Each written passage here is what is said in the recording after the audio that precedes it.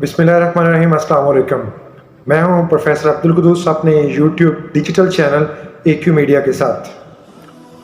आजकल सर्दियों का मौसम और कुछ विंटर वेकेशंस भी हैं, बच्चे भी घरों पे और माएँ भी घरों पे हैं, तो मैंने सोचा कि एक ऐसी इम्प्रेसिव इफ़ेक्टिव वीडियो बनाई जाए जिससे माँओं को भी फ़ायदा और बच्चों को भी।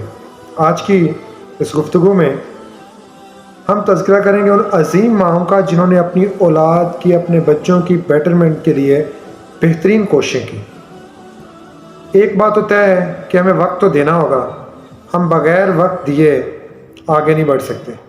अगर हम ये समझें कि हम वक्त भी ना दें और हमारी औलाद भी बेहतरीन हो और हमें कुछ करना भी ना पड़े, तो इस तरह बात नहीं बनती। आज मैं तज़किरा करूँगा कुछ अजीम माँओं का जिन्होंने वाकई अपनी औलाद के लिए बड़ी एफ़र्ट की, उन अजीम माँओं का जिन्होंने टॉप प्रायोरिटी पे तरजीहात में ये बात रखी कि हमारे बच्चों को हलाल रिज़्क दिया जाए, हराम से उनको बचाया जाए। अल्लामा इकबाल रहमहुल्लाह बहुत बड़े पोइट ऑफ द ईस्ट, शायर मशरक़। अल्लामा इकबाल की वालदा जो थी, उन्होंने अपना दूध नहीं पिलाया था अल्लामा मोहम्मद इकबाल रहमहुल्लाह को। उसकी मेन वजह क्या थी कि अल्लामा इकबाल रहमहुल्लाह के वालिद माजिद जो कारोबार करते थे, वो बिज़नेसमैन थे, उसमें सूद का कुछ मामला था, लेन देन था। तो अल्लामा इकबाल की वालदा ने अपना दूध नहीं पिलाया। उनके पास कुछ ज़ेवरात थे और अल्हम्दुलिल्लाह हलाल के पैसों के थे, तो उन्होंने वो ज़ेवरात बेच के बकरी ख़रीदी और उसका दूध पिलाती थी अल्लामा इकबाल रहमहुल्लाह को। फिर कुछ अरसे बाद वो अपने हस्बैंड से भी बातचीत करती रहती, उन्हें भी गाइड करती, और बिलाखिर अल्लामा इकबाल के वालिद उन्होंने भी सूद लेना छोड़ दिया। तो हलाल के लुक़मे की बहुत बड़ी रहमत है और इसमें बरकत बहुत है। आप देखें कि कितने अजीम शायर वो बनकर उभरे। आजकल के माँओं को मेरा दूसरा पैगाम, बहुत सारी जो मॉरल स्टोरीज़ हैं उनमें ये मॉरल स्टोरी पढ़ाई जाती है, इवन फर्स्ट ईयर में, ट्रूथ ऑलवेज ट्रम्प्स, सच को हमेशा फतह होती है। उसमें एक नौजवान शेख अब्दुल कादिर जिलानी रहमहुल्लाह, वो एक काफ़िले के साथ रवाना होने लगे, तो माँ ने आपके कपड़ों में कुछ अशरफियाँ सिल दी ताकि ये चोरी से भी बच जाए और कुछ चोर चुरा भी ना सके, और मेरे बेटे को जब ज़रूरत हो तो वो उसको इस्तेमाल कर सके। शेख अब्दुल कादिर जिलानी रहमहुल्लाह उस काफ़िले के साथ जा रहे हैं तो रास्ते में डाकू पड़ गए। अब माँ ने ये सिखाया हुआ था कि बेटा हर हाल में सच बोलना, झूठ नहीं बोलना किसी सूरत में। जब काफ़िले ने रोका, उन्होंने सर्चिंग की, तो जब शेख अब्दुल कादिर जिलानी रहमहुल्लाह की बारी, उन्होंने जेबें जुबें देखी, कुछ ना मिला। उन्होंने कहा तेरे पास कोई पैसे नहीं है? उसने कहा हैं भाई, कहाँ हैं? उन्होंने कहा मेरी माँ ने मेरे ये कपड़ों की जो सियोन है उसमें सिल दिए थे और कहा था किसी के साथ शेयर ना करना, लेकिन अगर ज़रूरत पड़े सच बोलने की तो झूठ का साथ ना देना, झूठ ना बोलना मगर सच बोलना। इसलिए मैंने सच बोला कि पैसे तो हैं मेरे पास। वो खोली बखिया खोला, उसका उधेड़ा देखा, बाकी पैसे निकल आए। अब माँ की ट्रेनिंग क्या थी? सच बोलना। अल्लाह ने इस अमल में इतनी रहमत, इतनी बरकत सच में डाल दी कि शेख अब्दुल कादिर जिलानी रहमहुल्लाह, उनके सच की बरकत से जो डाकू थे, उन्होंने सोचा, आपने सरदार से बात की, सरदार कहने लगा यार ये बच्चा चाहता तो हमसे झूठ बोल सकता था अपने पैसे बचाने के लिए, मगर इसने झूठ नहीं बोला, इसने सच का साथ दिया। इसलिए हम अपने आप को रीथिंक करें, सोचें कि हम किस राह पर चल रहे हैं। शेख अब्दुल कादिर जिलानी रहमहुल्लाह के एक सच की वजह से उस डाकू ने, डाकुओं के बादशाह ने चोरी करना छोड़ दी। अब मिलते हैं हम आज की तीसरी माँ से। इमाम शाफी रहमहुल्लाह, प्लानिंग की जाती है अपनी औलाद के लिए कि औलाद के लिए फ्यूचर में क्या, कैसी औलाद को आप देखना चाहते हैं। नबी करीम सल्लल्लाहु अलैहि वसल्लम ने फरमाया, हुक्म काल, एक कब्र के अंदर नेक औलाद जब दुनिया में नमाज पढ़ती है, नेक अमाल करती है, तो मरने वाले को कब्र के अंदर फ़ायदा पहुंचता है, नफ़ा पहुंचता है, सवाब मिलता है। लेकिन ये सारा कुछ प्लानिंग से होगा।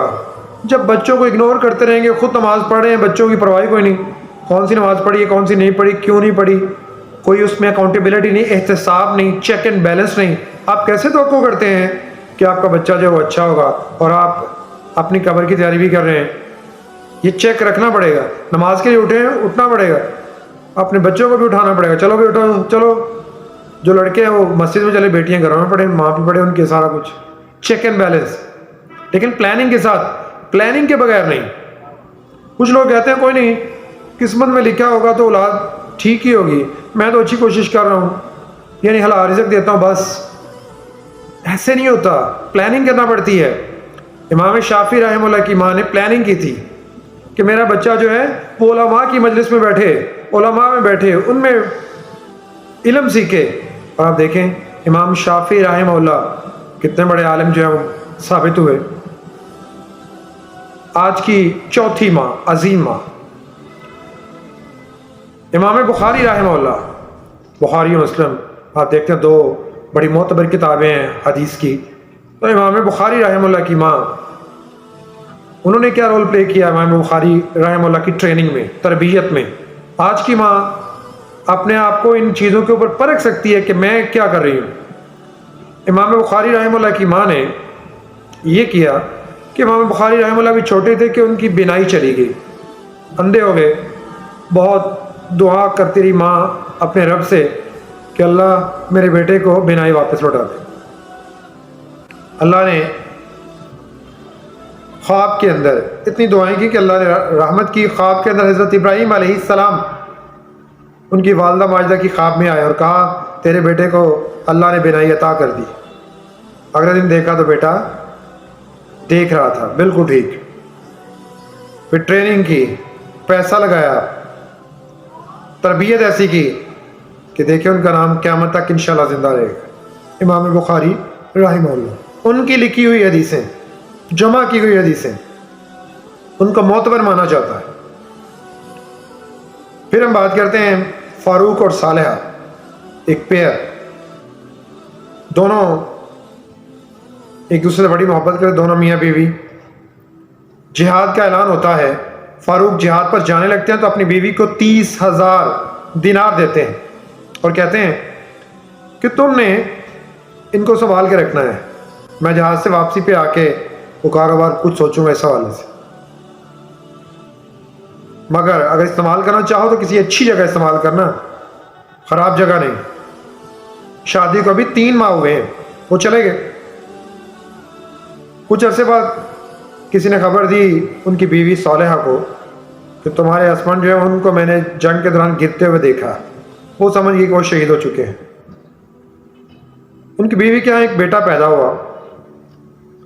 اب بیوی نے وہ 30,000 دینار بیٹے کو عالم بنانے کے لیے خرچ کر ڈالے. ذرا غور سے سنیے گا، آج کی ماں بھی غور سے سنیں کہ ایمان کیا ہے، اسلام کیا ہے، علم کیا ہے، ٹریننگ کیا ہے، تربیت کیا ہے. وقت نکالنا پڑتا ہے، پیسہ لگانا پڑتا ہے، سمجھداری کا مظاہرہ کرنا پڑتا ہے. انہوں نے وہ 30,000 دینار اپنے بیٹے عبد الرحمن کے اوپر لگا دیے. 30 سال بعد، حالانکہ فاروق زندہ تھے، وہ فاروق واپس لوٹے تو پہلے مسجد میں گئے، 2 رکعت نماز پڑھی تو دیکھا کہ مختلف علماء جو ہیں وہ درس دے رہے. وہاں شیخ عبد الرحمن کا درس فاروق کو بڑا پسند آیا. گھر پہنچے تو گھر آ کے اپنی بیوی سے بات کی، ملے، بیوی بڑی خوش ہوئی. کہا میں نے تمہیں 30,000 دینار دیے تھے، وہ کہاں ہیں؟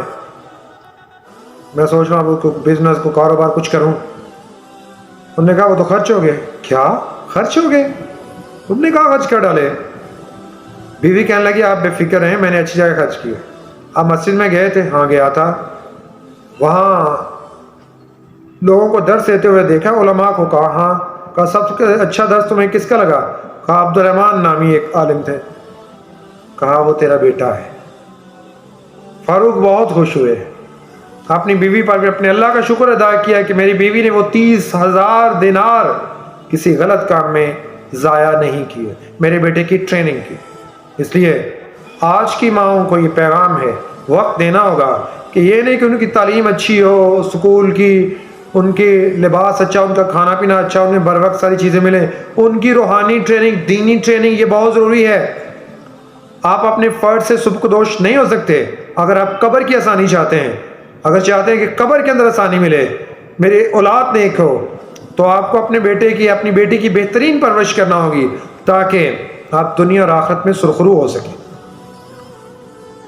مجھے امید ہے کہ ان چھٹیوں میں اور چھٹیوں کے علاوہ بھی تمام والدین کوشش کریں گے اپنی اولاد پہ توجہ دینے کی دین کے حوالے سے، تاکہ دین سیکھے وہ تو دنیا تو ٹھوکریں کھا کو پتہ چل ہی جاتا ہے بندے کو، لیکن اصل بات ہوتی ہے دین سیکھنا اور سکھانا، ان کی ٹریننگ باقاعدہ اور صحیح اسلامی اصولوں پر، تاکہ ان کی پرسنالٹی گرومنگ بہترین ہو۔ میرے چینل اے کیو میڈیا کو لائک کیجئے، سبسکرائب کیجئے اور دیکھتے رہیے اے کیو میڈیا۔ آپ کے ذہن میں کوئی سوال ہو، if you want to ask any question, تو آپ میرے چینل کی وساطت سے مجھ سے پوچھ سکتے ہیں۔ ٹل نیکسٹ ٹائم، اٹس اللہ حافظ۔